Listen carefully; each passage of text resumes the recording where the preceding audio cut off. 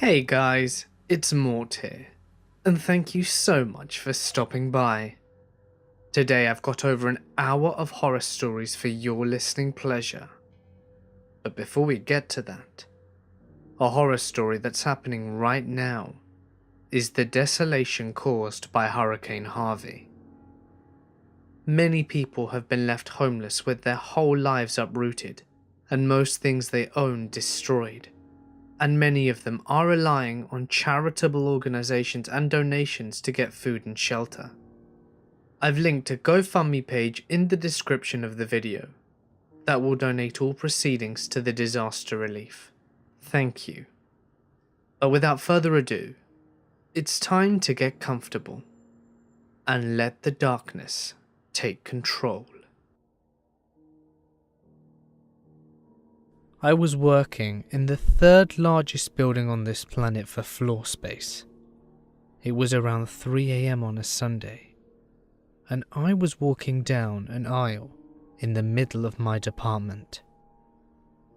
At this time, the place was very nearly vacant, as it was a holiday weekend, and we had only myself and a skeleton crew of maintenance workers under my direction, working in another department, all of whom were males. As I'm walking by my office on the plant floor, the power goes out and the plant drops into the most absolute darkness that I have ever experienced. With the power gone, I hear the various machines spinning down to rest, and the silence becomes overwhelming relative to the background noise that I had gotten used to. The faint sounds of running water become evident in the moments after the blackout, whilst I began searching my pockets for my phone and the flashlight that it offered. As my hand found the phone, a scream erupted from somewhere nearby, muffled and distant. It was the kind of scream that you hear from a 5-year-old girl in her first haunted house, as the bloody clown steps around the corner and fires up the chainsaw. It startled me very badly, and I immediately dropped my phone onto the ground. The scream continued, a constantly fading note that seemed to be moving away from my position. Panicked and terrified, I fumble around the dirty floor for my phone, and found it seconds before the emergency lights lit the plant, with the eerie glow of yellow light. Sweat beaded on my forehead as I looked around me, muscles tense and ready to defend against whatever this was. I tried my radio a couple of times, before I realized that with the power outage, the digital frequencies were useless without the receivers up in the main office. I started to move through the various production lines to where I assumed the scream had originated. My mind was working furiously. I had no women in my crew tonight, and we were the only people allowed in the plant. So where had the scream come from? Details began to press into my mind that I had not noticed before. The apparent youth of the voice behind the scream made no sense, and it was a scream of pain, the kind that you cannot even attempt to control. It had faded away from my position gradually, and then trailed off as if she had run out of breath. As I stepped between two products, on one of the final assembly lines before a wide open space in the next department, the emergency lights dimmed, and the audible electricity buzz filled the space around me. Struggling to understand what was happening, my senses were again knocked askew when the normal plant lights blazed to life. This left spots across my vision for a moment, forcing me to raise my hand to shield my eyes. As the shadow crossed my vision, I saw it, or rather, I saw her, only for that moment. She stood there, hand outstretched towards me, a vague outline, partially hidden behind one of our products. Dark features were the only distinguishable characteristic that I can remember, as my reflex in that moment had been to blink against the bright lights, and after that, she was gone. To this day, I have no idea if what I saw was real, or if I had imagined it.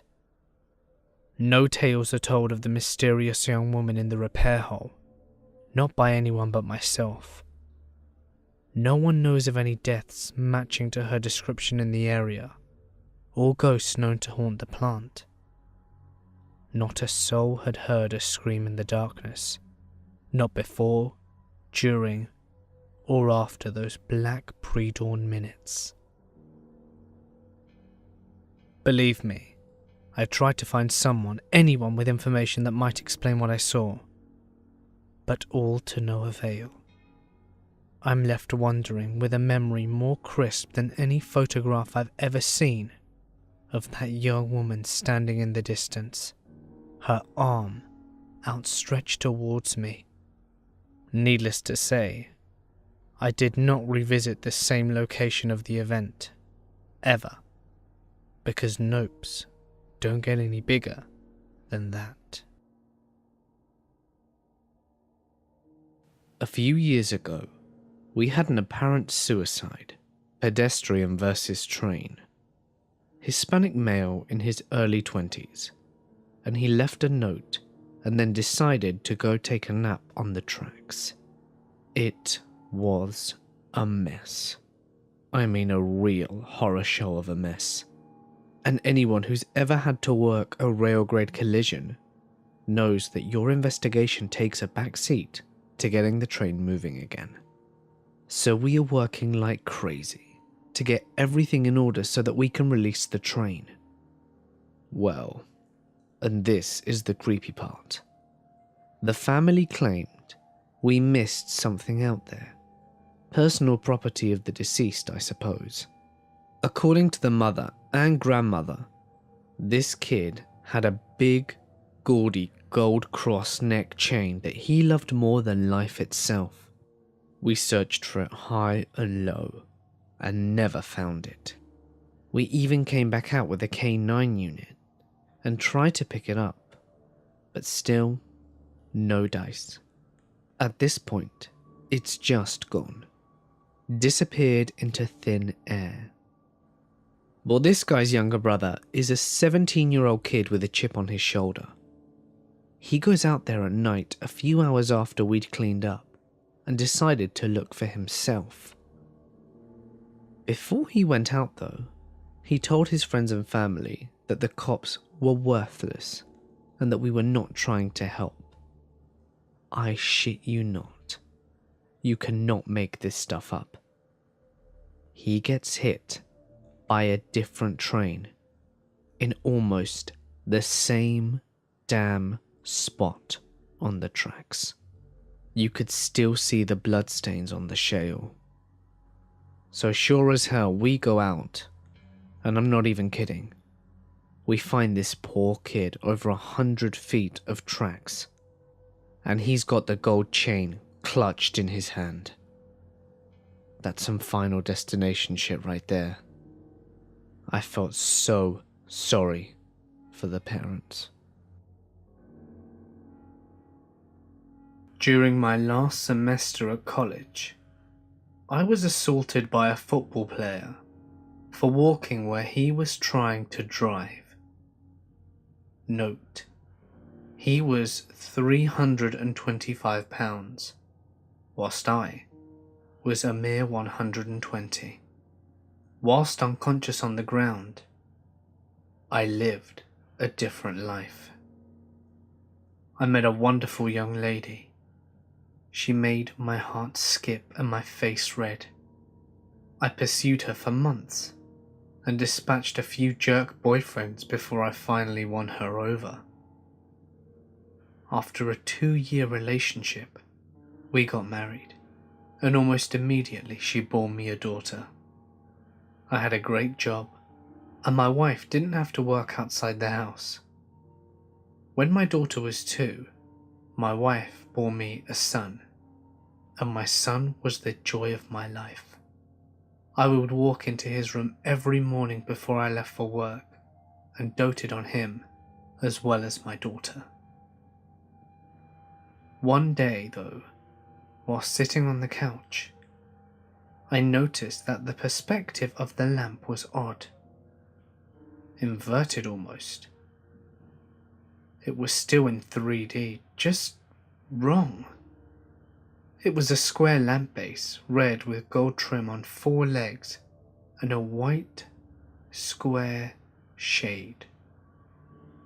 I was transfixed. I couldn't look away from it. I stayed up all night staring at it to the point that my wife got very concerned. That's when things started to happen. I didn't go to work. Something, I didn't know what, but something was not right with that lamp. I stopped eating. I only left the couch to use the bathroom at first. Soon, I stopped doing that too, as I wasn't eating nor drinking. I stared at that lamp for 3 days before my wife became extremely concerned. She had someone come over to try and talk to me. By this time, though, my cognizance was breaking up and my wife was freaking out. She took the kids to her mother's house just before I had my epiphany. The lamp was not real. My house was not real. My wife, my kids, none of it was real. The last 10 years of my life had not been real. The lamp started to grow wider and deeper. It was still inverted dimensions. It took up the entire perspective, and all I could see was red. I heard voices, screams, all kinds of weird noises, and then I became aware of pain. A shit ton of pain. The first words I said were, "I'm missing teeth." I opened my eyes. I was laying on my back on the sidewalk, surrounded by people that I did not know. Lots of them were freaking out, and I was completely confused. At some point, a cop scooped me up and walked me across the sidewalk and into the grass and threw me face down into the back of a car. I was still disoriented. I was taken to the hospital by the cop, as it seemed he didn't want to wait for the ambulance driver.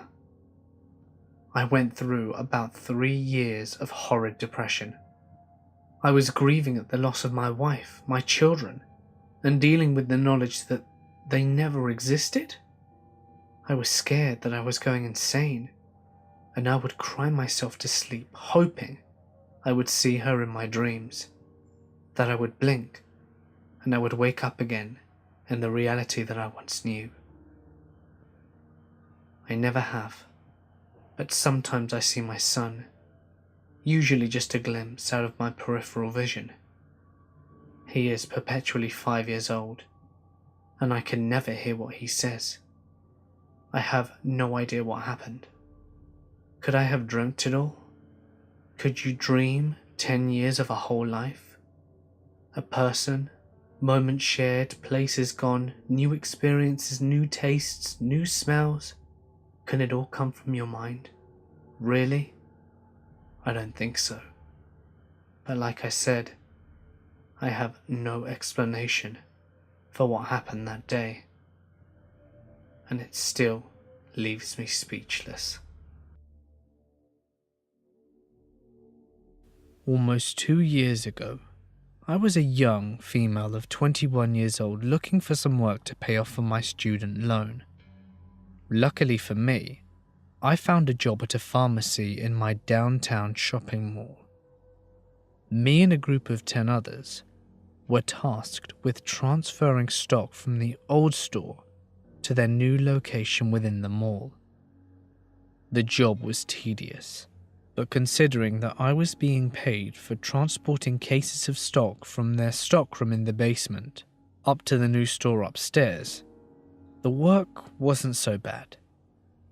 Well, With a tote box in hand that needed to be transferred upstairs, I, like everyone else, just used the freight elevator for convenience. The elevator, like all other freight elevators, was massive and was used by businesses within the mall to transport stock from their inventory to their stores. The elevator, being quite old, had graffiti etched into the walls and would creak and clang with it when it was operated. It was nearing the end of my shift one day, and not being very used to the eerie elevator, I entered with a bit of hesitation. I pressed the button to go up to the main door and had to pull down the top grate of the elevator, as it was common that it would get jammed, and did so at that moment. The elevator slowly started moving upwards, passing levels as it went by, which I could see through the little window of the door. It was not much later that the elevator came to a screeching halt at the 7th floor. The doors slowly opened, but the strangest part was that where I would have been waiting half expectantly for someone to have got on the elevator, there was no one. I peered out the elevator for a second, just to check if anyone had pressed the button requesting it, but no one was in sight on that floor. I thought it was a bit strange. Perhaps they got bored of waiting and had gone elsewhere. So I pressed the button to close the doors and continue to my floor. As the doors began to close though, a tall man with copper curly hair and a black puffy coat came bounding into the elevator with a huff. Being the kind girl that I am, I acknowledged him with a small smile and a nod, and moved to the far right of the elevator shaft, close to the control panel to give him space. I pressed the close door button more than once, and then the elevator continued upwards, not speaking to the strange man. I then began to notice him shuffling closer and closer to me. It was very strange. I gave him plenty of room and he was practically on the other end earlier. And yet, as the elevator slowly ascended, he felt the need to move closer to me. It was getting to the point that we were almost standing shoulder to shoulder. Then, he spoke in a very calm and low tone. "Today must be my lucky day. The elevator never stops on my floor. I never catch the elevator in time." Looking up at him and seeing the best in people, I laughed nervously and replied to him, "Yeah." It was at that point that it started to get freakishly close. It was almost as if we were chest to chest with nothing but a tote box separating us. It was in this moment that reality hit me.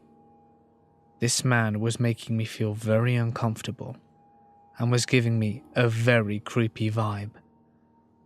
My heart began to pound in my chest as the reality that I was in this scary elevator alone with this creepy man truly hit me. As I moved closer to the wall, as he crept into my personal space, I began to think about what I could use to defend myself if he began attacking me.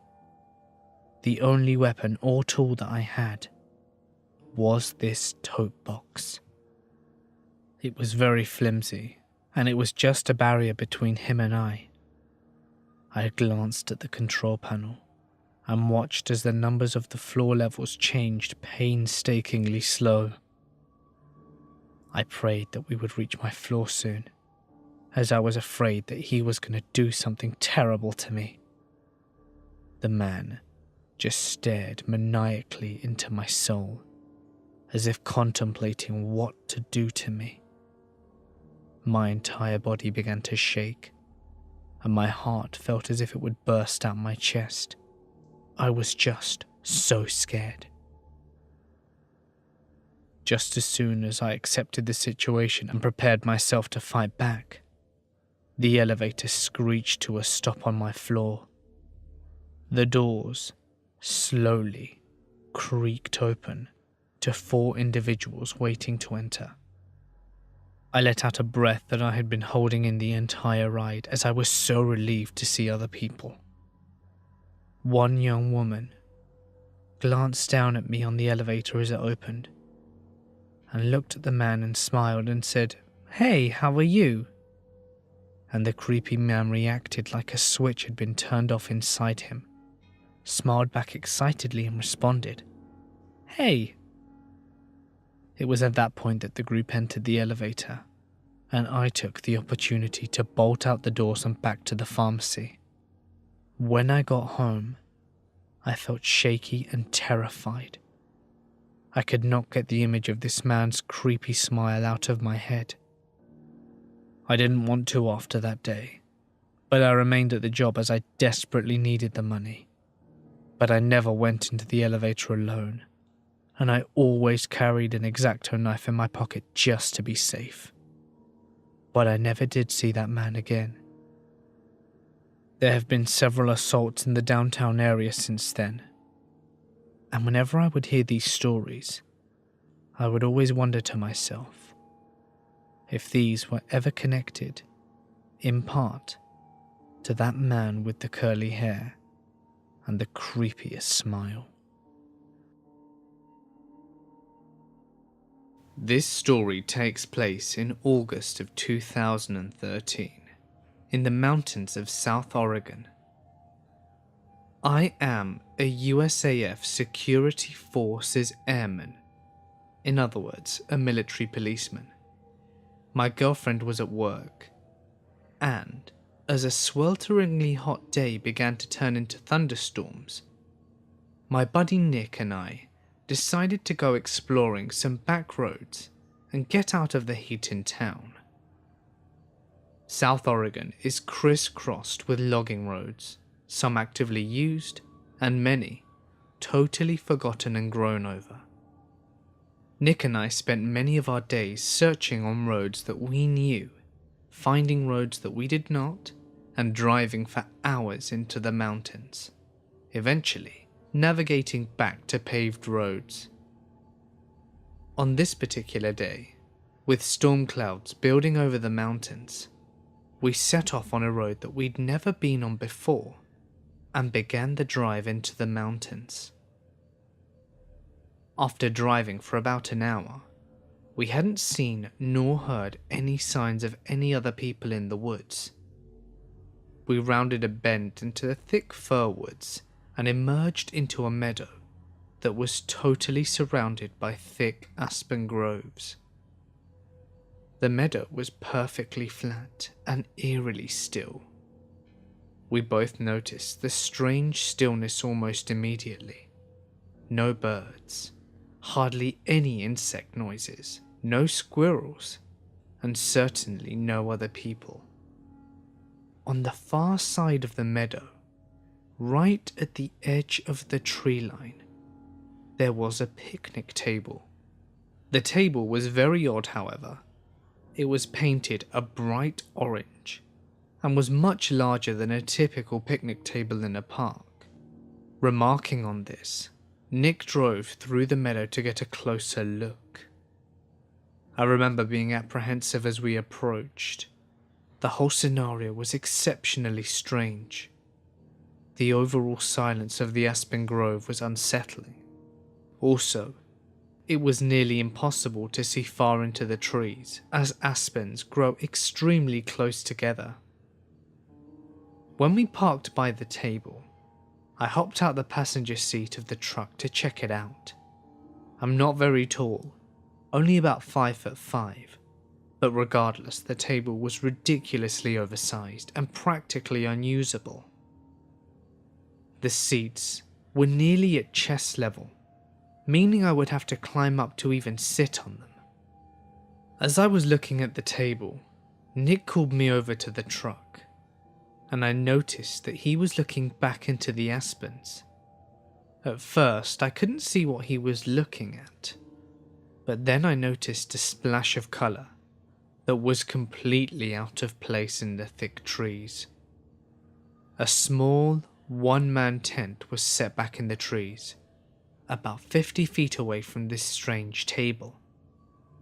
I had an initial feeling of dread hit me, and felt certain that there was someone in that tent, and if we could see the tent, they could undoubtedly see us.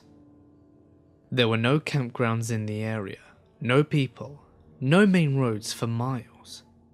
Surely someone camping so remote would be, well, at the very least, a strange person. However, as we observed the tent, we didn't see any movement, nor hear any strange sounds coming from it. Nick suggested that I call out. I didn't want to, but I did.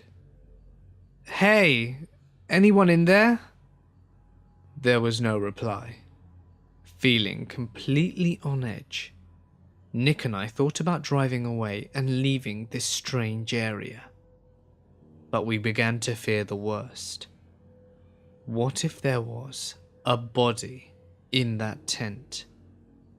What if somebody had gotten kidnapped? Foolish, I know, but we thought it just the same.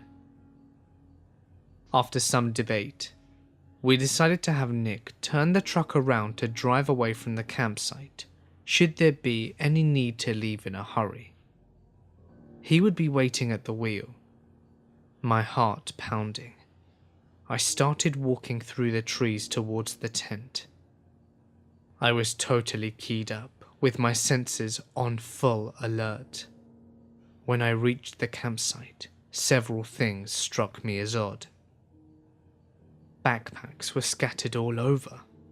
No fire had been built, and no wood collected. The tent, oh the tent, it was literally full of backpacks and women's clothing. Full of dread, I turned to leave to tell Nick what I had seen. As soon as I left, I heard Nick begin to yell, "Let's go, let's get out of here!" Not knowing what he was yelling about, I ran back to the truck. When I broke out of the trees, I saw a beat-up old Ford Taurus on the road, blocking us from leaving the meadow. I immediately leapt into the passenger seat, and Nick floored the gas pedal. The car was occupied by 2 men, and the third person was laying against the window of the back seat. As we drove across the meadow, the driver attempted to block us from the road, but Nick drove around them and accelerated the way that we'd come from. I looked back and saw the car attempting to turn around on the narrow road. Nick drove like a madman, and though I was honestly terrified that they would catch up, we hit the highway without seeing the car again. I still don't know if the person in the back was male or female. I called the state police and they promised to send a trooper out to check the scene. I received a call the next day from the trooper, stating that the campsite and the backpacks and all the women's clothing was gone, though he could tell that people had been in the area. The strange table was still by the thick aspen grove, and I have not returned to the area, and do not have any intention of doing so again. From May 2010 to May 2011, I worked as a security guard at a hydroelectric dam in Virginia. It was a fairly isolated location. If you needed an ambulance, you could expect at least a 20-minute wait. About a month after I was hired, one of the guys at the dam told me that most security guards out there will quit after a few days because they got so creeped out by being alone in the dam all night, and he was glad that I was sticking to it. In truth, it could be very creepy. Sometimes at night whilst I was patrolling the basement levels of the dam itself, I would think about the fact that I was 50 feet below the waterline on the low side, and the only human being in about a 1.5 mile radius. Sometimes, I'd hear weird noises in the woods, or catch a flash of a shadow whilst I was in the dam. It does take a lot to scare me though, and I knew that I was either hearing critters in the woods or my mind was playing tricks on me. One night, however, something happened that scared the living hell out of me. It was a little past 11 p.m, and I was sitting in the guardhouse reading a book. Suddenly, I hear a tap at the door. What's creepy about the guardhouse at night, though, is that you have a little lamp inside turned on. People could look through the window and see you quite clearly, but due to the glare off the glass, it made it difficult for you to see outside. When I heard the tap at the door, I thought it was a bug hitting the glass. It was so faint, and I knew that there weren't any contractors at the dam. I had the place to myself. The tap came once again, more insistent this time. I grabbed my flashlight and opened the door. There was no one there. I let the door slip from my hand and shut behind me. To my left, previously concealed by the door as I had opened it, was a huge man, at least 400 pounds, wearing a grey sweatshirt and grey sweatpants, and the sweatshirt was smeared with fresh blood. My heart started hammering, and my blood ran cold. I was so scared I could barely speak. As it turns out though, he was a local fisherman who had been fishing off the bridges over the trail race, and he was wondering why the power company hadn't started back pumping into the lake yet, because they usually started a little before 11, and that's when he always drew in the big striped bass. He was smeared with blood because he'd already caught and gutted a couple and wiped his hands on his shirt. He felt really bad when he realised that he'd approached me basically in the same way that a murderer in a horror movie would have.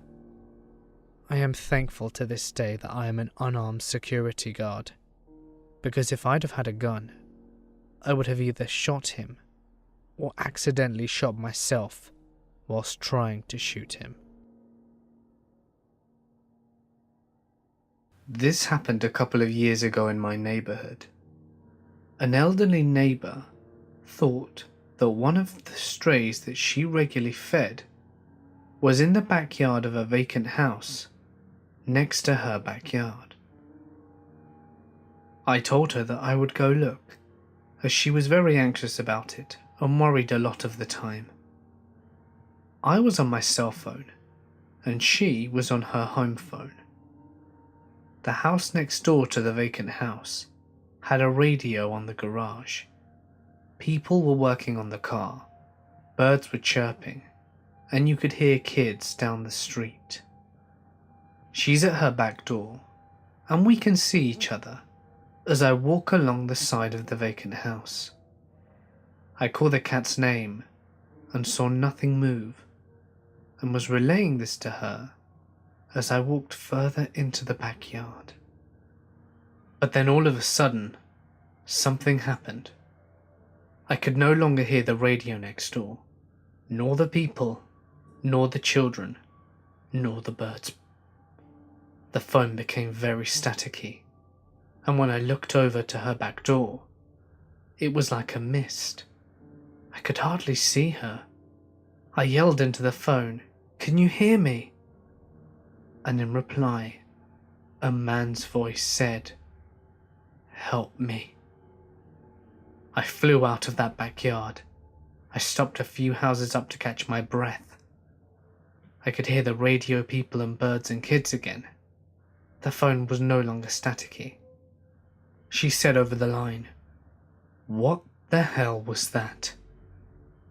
I relayed what I had seen and heard, and asked her what she saw and if she had heard me. She told me that for a moment her vision was obscured, almost as if I were in a cloud, and she heard static on the phone. Then she heard the voice of a little girl. I asked if she was sure it was a little girl, and she said it was. Nothing has ever terrified me more than that. We have a 90-year-old neighbour and has lived in this neighbourhood ever since it had been built. I went over and asked her if anything had happened in the backyard or in that house in general. She knew and had never heard of anything. I told her what happened, and she thought maybe it had something to do with the Indians that lived on this area several hundred years ago.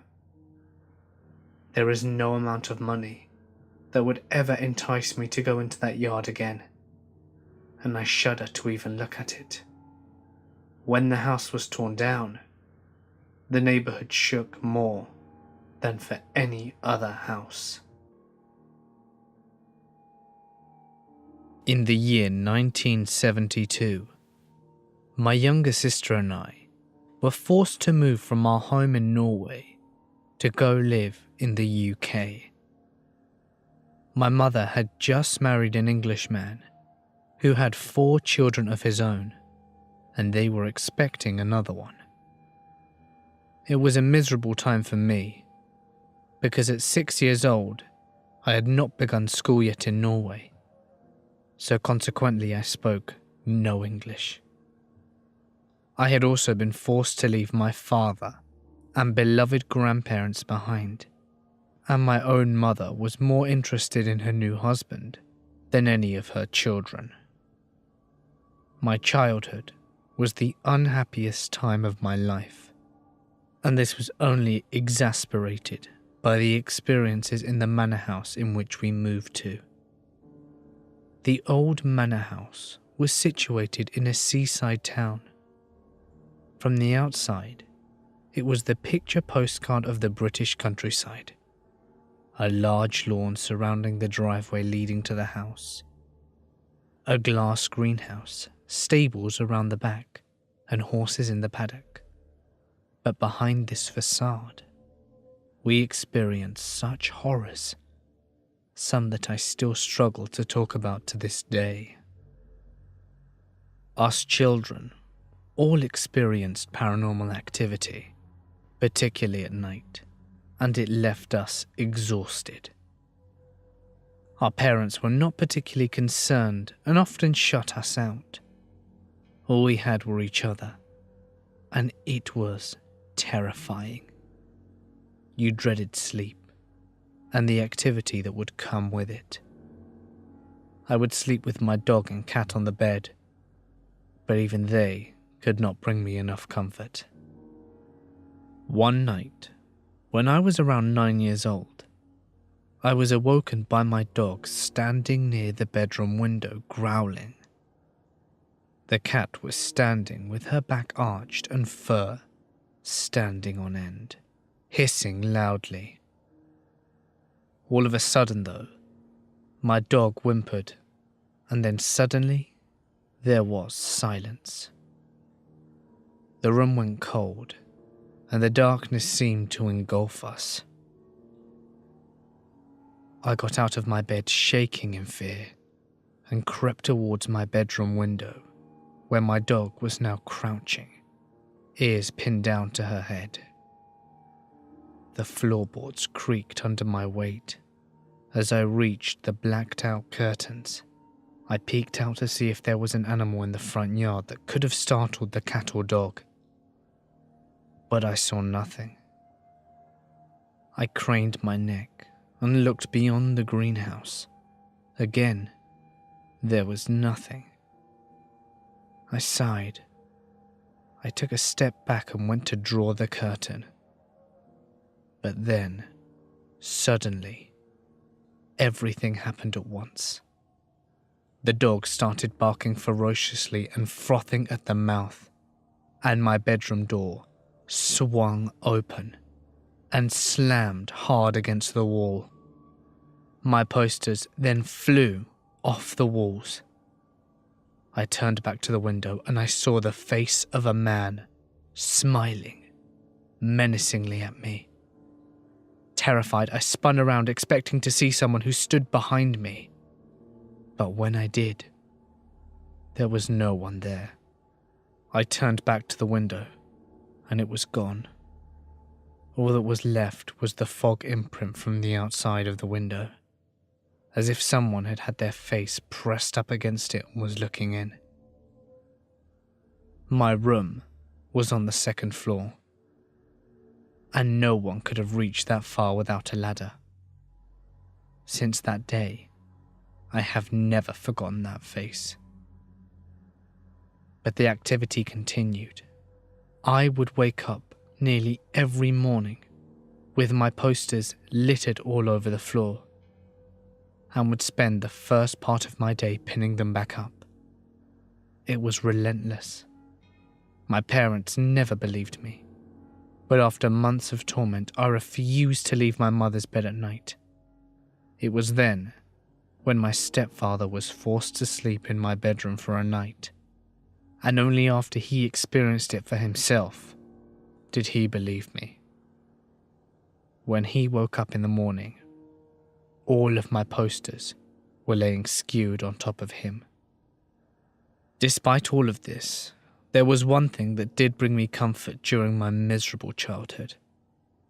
I always missed my family in Norway dearly and cried myself to sleep most nights.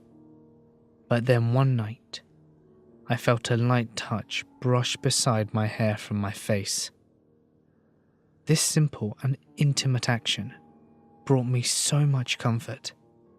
I opened my eyes and saw an older woman sitting beside me. She had grey hair swept back into a tight bun, and now reflecting on the clothes that she wore, I suspect that she was once a maid or the head of the house.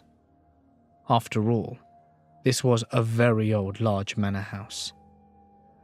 She would visit me often, and always brought this feeling of familiarity and comfort. Although I knew that she wasn't alive like you or I did feel that she kept me safe from the man that I saw at my window. I was not the only child in that house to have a paranormal experience either. My younger sister Ella shared a room with our stepsister Marie, and she would awake nightly with fits of terror and sweat, and she would often come into my room and curl up in my bed, frightened with me. I only had a small single bed, and with a dog, cat, and now her kittens, it became too much to have her in my bed with me. So one night, when the usual routine of night terrors and her crawling into my bed had occurred, I told her to go to our mother's bed instead, insisting that I would take her there. I held her hand, and we left my room and went onto the landing. My mother and stepfather's room was at the very end of the hallway, and right next to it, there was a very large Victorian mirror. We could see our reflections as we crept along the corridor, and were careful not to wake up our sleeping siblings. Then suddenly, Ella stopped, frozen. I looked down at her and tugged her arm. Unresponsive, she stared ahead at the mirror. My heart sank and I became overwhelmed with a feeling of dread. Slowly I looked up. There in the mirror, we saw the back of a maid pushing a service trolley. She was moving towards us. We belted back to my room and hid under the quilt. We heard the squeaking of wheels pass us and stop. We didn't dare to look, and we stayed there until morning. I will never forget these events. So, as a kid I lived about 100 miles away from the nearest town, at a house without electricity or running water, which is the works in the Colorado Rockies. This place was in the absolute middle of nowhere, and we frequently saw all kinds of wild animals, ranging from elk, deer, coyotes, and cats. Our property and a bunch of other neighbors' properties bordered national forest roads, so to keep people off our road, we had to gate about 1.5 miles from our house that we drove through before we reached our house. This time of year, we are the only people up there, as all the other homes are hunting cabins, long empty by this time in late winter. Now, this was not the type of gate that you could drive around if you forgot your key. There were tons of trees all around it, with barbed wire, ditches and such, so anyone wanting for off-road around it would basically have to build a new road around this gate. Well, one night, my mother, brother and sister and I pull up to the gate, and we cannot find the key. It's gone.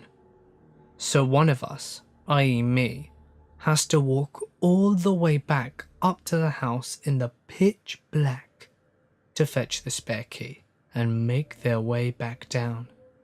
Now, it's recently snowed in January, and it is totally dark. You can't even see your hands in front of you dark. And with the new snow, you can't hear anything either. There are a few clouds in the sky, on and off to let some starlight through every once in a while. But it's dark, and of course there isn't a flashlight either. So off I go. First you walk through around 200 meters of trees, then it opens up to a huge meadow, which then narrows back down again to trees for another 200 meters, and then opens up again into another huge meadow, which on the other side of is our house. I set out and everything seems fine. I'm just irritated that I have to do this. I'm about 15 years old at the time and a little angsty teen that is peeved off at the slightest chore. I was not thinking about my surroundings in the slightest, but as I'm walking, I get that feeling that I'm being watched as I'm halfway through the first meadow. That deep, creepy dread that something is right behind you, and you can't see what it is, made it 1,000 times worse by the lack of light and lack of being able to hear.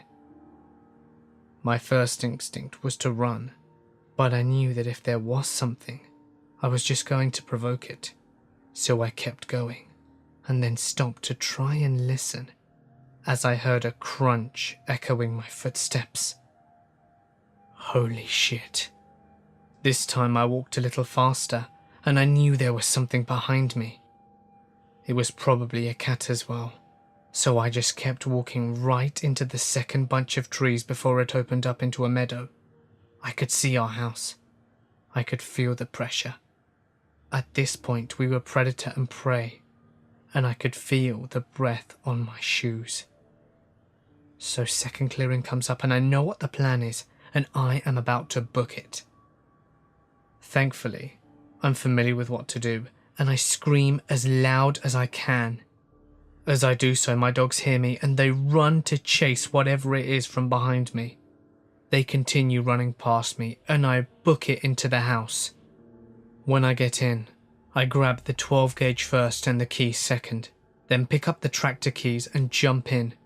There was no way I was going to walk that again. As I'm driving back towards the gate, I see the dogs running back. At least they weren't hurt. That could have been extremely dangerous. I also see the tracks. I knew it was a cat. It actually started approaching me from the first meadow and was tailing me for a long time. I tell my family the whole story, and I know that I'm not going to get any sleep tonight. From that day, I refused to be out alone at night in the countryside without a weapon. A few years ago, I got a report of a missing husband. He told his wife and family of 6 children that he was going to get his tires changed, but he never returned. And this was 12 hours ago. They had purchased another house in the neighbouring community, and the relationship with the wife was under pressure, so the wife assumed that he was staying at the other house and claimed that he would never kill himself. The strange thing about this report, though, was that he emptied his personal bank account into his wife's this morning as well. The wife explained this off, saying that they had recently got into a fight about finances, and that he agreed that he was bad at money, and maybe that they should just have a joint account that she controls. On a hunch, I asked his 14-year-old boy if there were any areas in the mountains nearby that his father enjoyed going to. The son identified a road about 10 miles away. It was nearing midnight, but I decided to drive to the top of this old, abandoned Forest Service road. As I drove through the snow and started to climb the road, I felt a gut feeling that I would 100% find this guy up there, either thinking about doing it or already acted out the suicide. The snow-laid gravel road had some sign of travel, but no real indication of how fresh the vehicle tracks could be. As I reached the top of the road about an hour after, I was honestly surprised that I did not find his black truck. I spent the drive back down thinking about gut feelings and how unreliable they were, but that I somehow felt different about this one. As I travelled up the road, I did notice over a dozen smaller roads branching off, but they were not mapped, and I had already spent too much time on a single occurrence in a busy city with way too few police officers. Nonetheless though, I decided to check a single of these secondary roads, and about 3/4 of the way down, I picked a road at random to check, and sure enough, my headlights lit up the back end of a black truck about 100 yards past the first corner. Even if I hadn't memorized the license plate beforehand, I wouldn't have had to run it. It was clearly his.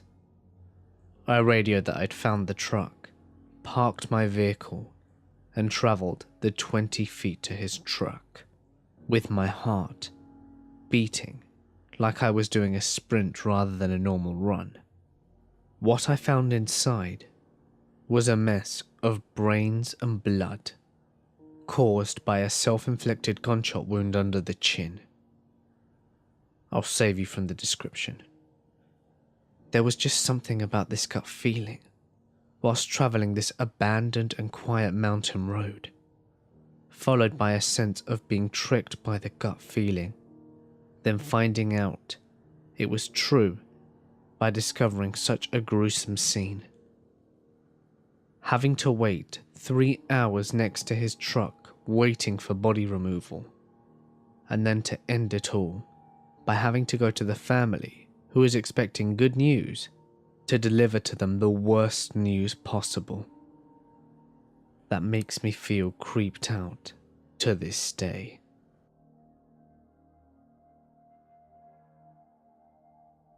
I sold a car, but I didn't. When I was younger, I owned an old Falcon coupe, which I always meant to do up. But life got ahead of me as it does, and I sold it. I also kept in contact with the guy who bought it. We spoke for a while as he gradually worked on it, and got it looking pretty nice. Years later, when my parents were cleaning up their property out of town, my mother asked me what I wanted to do with my old coupe. That made no sense, and still doesn't, after telling her that if there's one on the property, it wasn't mine. When I went to visit them, sure enough, there's my old coupe, in the exact same state as when I had sold it, buried up to its axles in dirt, having sat there for more than a decade. All this time I'd regretted having to sell it, wishing I could find another one, because they were really rare, and apparently my memories of selling it come from a different universe, but the fact of selling it came from this one. I am absolutely certain I sold it to this guy. He also went to great length to tell me all the details and problems he had and all the new parts that he had to get imported to get it running again. I am absolutely certain I sold it to this guy, because we had such extensive conversations about the recovery process. Still freaks me out to this day. Some family friends of mine were looking into buying a new house and moving in together since they had been dating for a few years now. They found a house that was in their price range and in a good location, so they contacted the local estate agent and arranged to meet him in front of the house one morning to look around it. When they arrived though, there was no sign of the estate agent's car, but they decided to knock on the door anyway in case he was waiting inside. After knocking, a small old woman opened the door and looked at them expectantly. "Oh, we're sorry. We didn't know that anyone else was looking at the house today. Is it alright if we come in?" they asked. The lady didn't respond. She just stood to one side to allow them to come in. The whole time that they were looking around, the old lady would always stay in the same room as them and appeared to be looking at them more than at the house. After they had finished looking at the property, they walked out of the door, and as they were approaching their car, they saw the estate agent pull up beside them. The estate agent asked if they were ready to see the house and apologized for the delay. And then they replied that they'd already seen the house and that they'd been looking at it with the old lady as well.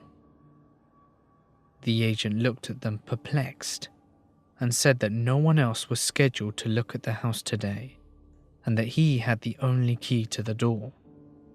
They led him to the porch and tried opening the door to show him that he was mistaken, only to find it locked. They didn't buy the house. I worked as a night auditor at this semi-swanky hotel next to the airport. One night, I get a call from a lady in 204. She says that she was hearing arguing, loud banging, and crying coming out of 206. I checked the computer, and no one is checked into that room due to maintenance issues. I'm a little bit confused, so I called my supervisor to see what she would have me do, and she tells me to call on-site security and follow them up with a key. As we're approaching on the elevator, we can hear the crying. It's loud. My heart begins racing as we're near the door. So I hand the key to the security guard, and the next 5 minutes seem to happen in slow motion. He opened the door and immediately flicks on the light. Keep in mind, we're only on the second floor, and the only door was by me. And it was about 3 a.m, and there was no one around. As we enter, the shower is on, and steam is coming out from under the door. There is only one lamp on in the room, and it is very cold. There is a lady in a red lacy bra and panties, super red curly hair, curled up on the bed crying. She was facing away from us. As Frank approached her, he asked her if everything was okay. She sort of stopped crying and rolled over. When she did, a wave of horror came over me. She was very pale and covered in blood, and was just staring behind us. That's when we realized that the shower had stopped, and that the toilet door was open. There was a man about 6'5" standing in the doorway. We turned around just in time to see the cops tase him and arrested him. I was so grateful that my supervisor called the cops as well. It turned out that he was a rapist who hides in hotel rooms, kidnaps women who stay there, and decides to cut them open. The woman was okay, but to this day, I will never go to a hotel again. Once, about 7 or 8 years ago, I was on a road trip with my family. We had had a wonderful vacation in Disney World for a week, and we were driving back home to Houston from Orlando. I'd fallen asleep in the back seat, and I have no idea how long I'd been asleep for. Whilst I was asleep, I remember having the most vivid dream of burning alive. It was so hot, and I felt the fire burning me alive. I could hear it crackling. I could hear a faint screaming. I could even smell and taste the smoke in my dreams. I awoke startled when my mum had to slam on the brakes pretty hard. I woke up sweaty and very anxious. There was something off, and I could just feel it in the pit of my stomach.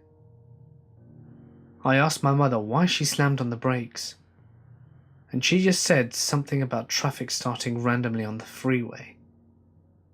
We were in a slow, bumper-to-bumper traffic jam for about 10 minutes, which was enough to let me catch my breath and reflect upon the dream I had just had, to tell my family what I'd seen. We came up to the place that defined why there was a random traffic incident. A car had slammed onto the pillar of the overpass and was entirely engulfed in flames. No ambulance, no fire truck, and no police had arrived yet. Just Samaritans pulled over trying to help whoever was inside.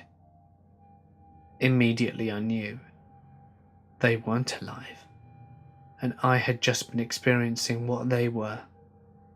I burst into tears. Never will I forget it. I was camping on land associated with the Anasazi, long-dead Pueblo Indians that very few people know anything about. This was when I was a Boy Scout. We hiked for a few days and we saw black bears every day. It's normally a somewhat unusual sight and freaked out the adult leaders and caused us to religiously use anti-bear tactics like bear bags. Not totally related to the story, but it slowed us down, which led us to the events here. Anyway, we camped in a wood cabin at the bottom of a plateau, and the local rangers told us a bunch of spooky camp stories about the plateau and its relation to the long-dead Anasazi people.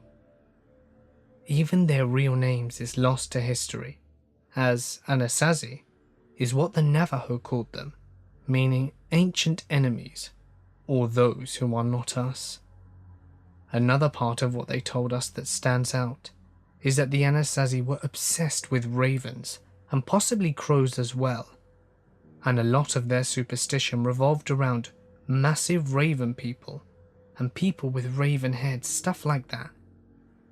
I completely forget all the other details at this point, as it was well over a decade ago. Anyway, my tent mate is a bit slow, and is also very allergic to peanuts. He ends up eating some of the pre-packaged food that contains a copious amount. That, combined with the ongoing poor planning, fear of bears, and sloppy leadership, causes the adults to decide to camp out on the plateau rather than keep going. On this scout ranch, you're only supposed to camp outside the designated areas and never on the particular plateau, just because of the geography and the environment. But forget the rules, because we do anyway. We set up camp, eat, lay the bear bag, and head off to sleep. That night, though, was the craziest thing. I could hear so much thunder, and so could my tent mate, but absolutely no rain, like insanely loud. My tent mate and I were terrified. It could have been heat lining, but it sounded impossibly close. We're terrified. He, the braver one of the two, actually goes out to check. As he opens the flap, I see the forest behind him. He comes back a few minutes later, and the thunder pretty much stops at the same time. He looks at me and goes to bed without saying anything at all. It's not unusual in itself. He could be pretty slow and non-social, and likely had mild autism in hindsight. But the next day, we wake up and a ton of things popped red flags. Firstly, our tent is facing an open field, which is very strange, because yesterday we both saw Forrest from when he left the tent to check. Second, no one else heard lightning that night, except for us, which was absolutely crazy as it was loud enough to wake everyone on Earth. Remember how my tent mate checked out the thunder as well? Well, he had no recollection of what he saw. He woke up confused, saying that the last thing that he remembered was just stepping outside. The good part though, the guy in the tent next door brought this up before we did. He also decided to get up and check it out, and he claims that when he stepped out of the tent, there were no trees anywhere. Just extremely long, tall pole objects, almost as if there were thousands of stilts.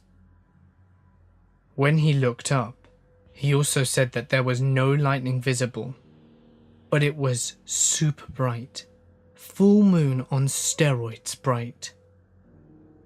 He also claimed that he had seen flying, winged, pitch black objects, bigger than cars, and they looked like they had wings on them and that they were round.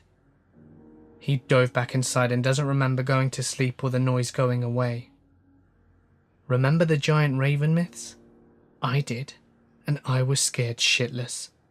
I wouldn't have believed him if I hadn't have seen the trees and heard the thunder for myself. I worked as a park officer for a downtown metropolitan out of the Pacific Northwest. I saw my fair share of weird stuff on the night shift. Naked bike ride party after midnight with about 1,000 or so naked people chilling out, the occasional couple having sex, homeless people jerking off or shooting up heroin, and the occasional dead body. They were all a normal part of my job. Anyway, this one night, we were sent to investigate a tent set up relatively near the waterfront, which was generally a homeless person that was trying to stay dry for the night. So we get there around 11:30 and tell the lady inside that she has to go a few hundred yards away to an area that is not patrolled. She fusses and complains about having to move, and then mentioned about a man living in a cave at the bottom of a shallow ravine, and that he had been killing small animals and eating them. We ask her for more information, and she points to a general area about 50 yards away through some thick brush. The general area that most people won't wander past. My partner and I started to walk through the thick brush with just our flashlights, and eventually stumbled upon the ravine. And sure enough, there is a small opening on the side, enough for a person to fit in. I scale down about 20 feet and peek inside the opening and see what seems to be a massive pile of magazines, torn pages, articles of clothing, a sugar cookie tin, a gorilla costume hand, some crude looking tools including a makeshift bow, a few knives, and other generally weird shit. Being curious, and given that the cave was empty, I opened the sugar cookie tin and found a large amount of what seemed to be raw animal meat. At this point, I was thoroughly freaked out and decided to leave the area and inform the police of what I had found. We never found out what came of the guy who was staying there or what he was doing, but it was definitely freaky at around midnight in pitch black conditions. My parents used to live in a different house before I was born. It was a very old house, rather cold and drafty and creaky like most houses are. But one night, something very strange happened to my mother. My dad had gone out with his friends one evening, leaving my mother home alone. It was around 9:30, and my mum hears a car pull up into the driveway and sees the lights flashing into the house. She finds it very strange. It was a very early time for my dad to get home. She thought maybe he decided to come home early for some reason, but became more freaked out when the light to the laundry room, where the back door leads to, turned on by itself, and she swore she could see the outline of someone inside that room from underneath the door. It was at that moment that her cat started hissing and growling at the door, which was very unusual since she wouldn't hiss at anyone she didn't know. It was beginning to grow incredibly tense, and after a minute or so, my mum decided to open the door to see what was going on, only to find the room completely empty with the light on. The only way to turn on that light is from the inside of that room. She stood there confused, and then went to have a look at the car in the driveway as no one had opened the front door. There was no one there, and there was no way a car could have got out without making a sound. She still has no idea what it could have been. About 5 years ago, my friend and I were leaving Newton Falls, Ohio, after the 4th of July fireworks. We headed towards Akron, which was about 45 minutes away. A short bit outside of town, we passed state troopers in an area and a motorcycle on its side, with a body covered. There was suddenly a rolling mist that was coming off the surrounding fields. It hadn't been foggy or misty before, not until we passed that fatality, and even with high beams, it seemed like we were driving through thick pea soup mist. I saw a road sign that we had to basically stop to see. The name was not familiar at all. My friend's PT Cruiser said that we were going fine, but the road wasn't familiar. The mist kept rolling off the fields. No other cars were around, and we drove for over an hour, and still stayed in the same area as it seemed, with winding roads and the mist rolling around us. It was starting to get very creepy. It didn't help that I had no internet coverage on my cell phone, so I text posted to Facebook and asked if anyone was up to please call me and bring up Google Maps so they could try and help us so that we could find out where we were, as we were very, very lost. A few minutes later I get a call. We were driving very slowly, and I gave them the name of the road sign. They couldn't find it on the map. They even searched for it and nothing came up. The longer we spoke, the more the mist started to dissipate. Suddenly, when the mist cleared, we were in Rootstown. However, this made no sense at all, as to get there, we would have had to have gone under I-76, which is what we had been trying to do. We had been driving slow enough to catch sign reflections, and there were no signs for the 76. My friend on the phone said that there was no way we could have gotten there without going under the 76 or seeing exit or entrance ramps. Well, we did, and there were also now vehicles around us. We took a road through Rootstown 18 to Akron. And what did we pass in Rootstown? State troopers, a motorcycle on its side, and a body covered. When I tried to find information on the Newton Falls accident, I couldn't find anything in the following days, nor the accident that we saw in Rootstown. I have no idea what we might have entered, but I believe having someone call me managed to get us out of it. I am a biologist, and one of the perks of the job is being able to see some remote and spectacular places that people don't often see. Part of my work involves collecting insects from remote watering holes out in the middle of Australia, a few 100 kilometers north of Uluru. One of the ladies I work with, Alice, lives out there full time and spends a lot of her time in the bush, as well as with the local Aboriginal people. She has a trove of stories and weird experiences, but I just thought I'd tell you about the one that I had. So, as I said, I visit a lot of waterholes out there. Being a very arid region, these waterholes hold great spiritual and cultural significance to the indigenous people. Most, if not all of them, are scared in some way, and they have all traditional stories attached to them. So one day, 4 of us are heading out to this particular site. A full day of heavy 4-wheel driving through the Finke Gorge.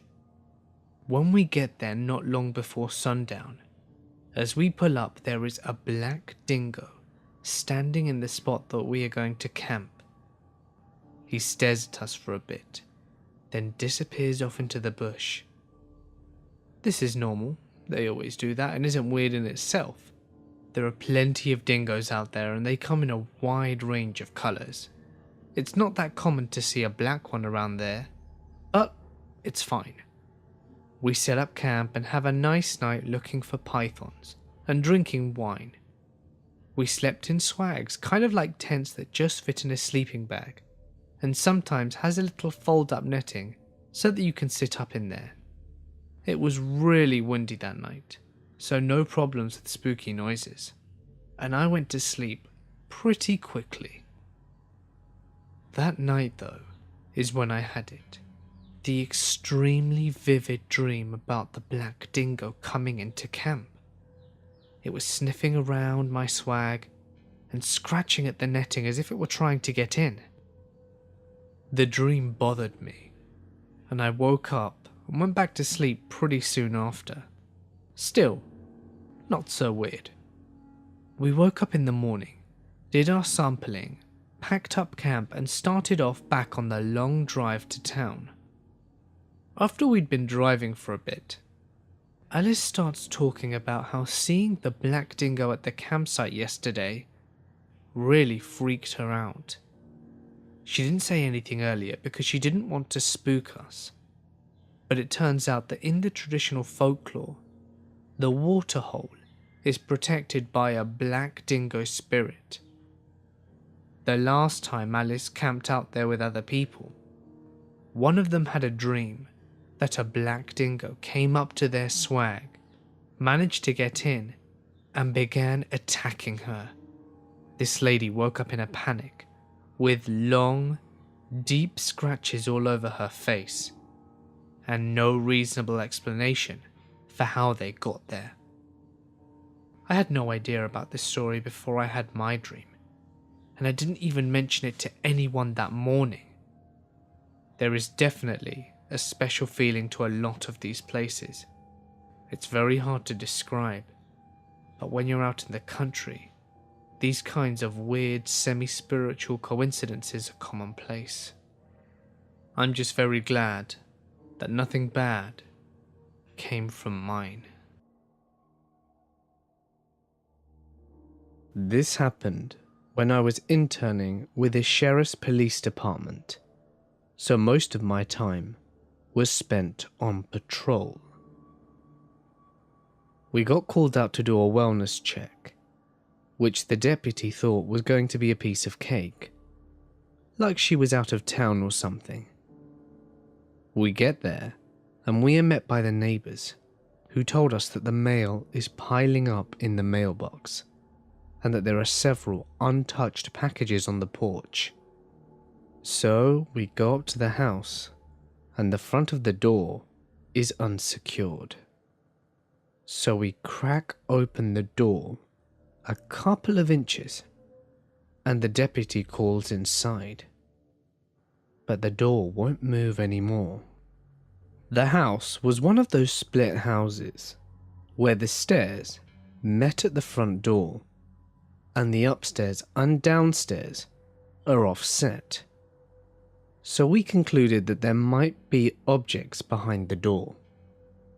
It's about this time that the deputy tells me that she is a known hoarder, and that it could be why the door was stuck. He also mentions that if we see flies on the inside of the window, she is most likely inside and deceased. As we walk around the side of the house, we notice a lot of flies on the windows. The back door was locked, and we looked in and noticed bags upon bags of garbage, diapers and miscellaneous stuff all over the place. We head back to the front and attempt to make entry. He pushes the door open this time with a lot more force than before, and then from underneath I see a grease liquid oozing out from underneath the door. The deputy stops, closes the door, and calmly tells me that the lady was indeed dead and wedged behind the door. From the dates of the packages, we concluded that she must have been gone for about 2 months. Once we did make entry into the house, I was allowed inside. After 2 months, she didn't even look like a human corpse. Her skin and body had sagged and melted to the floor. And her face was all black and had been for the most part eaten to the bone by maggots. I will never forget the smell when the coroners moved her and she popped. It was like a physical presence. Whatever those people get paid to deal with that shit is not enough. The thing that really got to me though was wondering if she had fallen down the stairs and died there, or if she fell and was unable to move and waited for help that would never come. Hey guys, it's Mort here, and thank you so much for listening. As I said at the start of the video, there's a link if you'd like to donate to the disaster relief for Hurricane Harvey, and you'll be able to find it in the description. Any amount would be very much appreciated to help all of those affected in these troubled times. If you enjoyed today's video, please remember to hit that like button and subscribe to not miss your daily dose of horror. And there's also a magical button that you could press right next to subscribe, shaped like a bell, to join an elite club. If you want to know what it's about, you'll need to press it. Remember that you can submit your scary or paranormal story to my new official Reddit page, or send it over to my email, both of which can be found in the description. And feel free to follow me on Instagram and Twitter at the Mortis Media for sneak peeks into what goes on behind the scenes. But anyway, for now guys, I'm gonna sign off. Stay awesome, and I'll see you in the next one.